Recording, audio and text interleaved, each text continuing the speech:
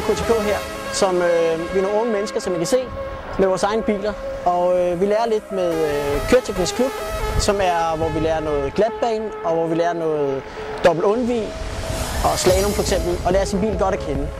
Så det er mellem 18 og 24, så kan du komme og være medlem for 250 kroner om året.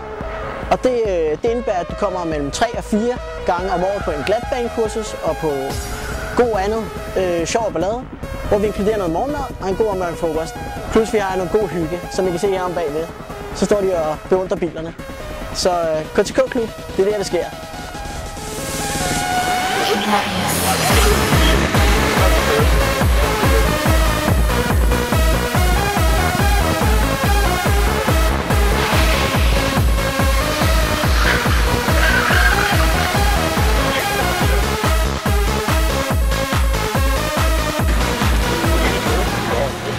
Det er så nogle af de ting, vi lærer på KTK.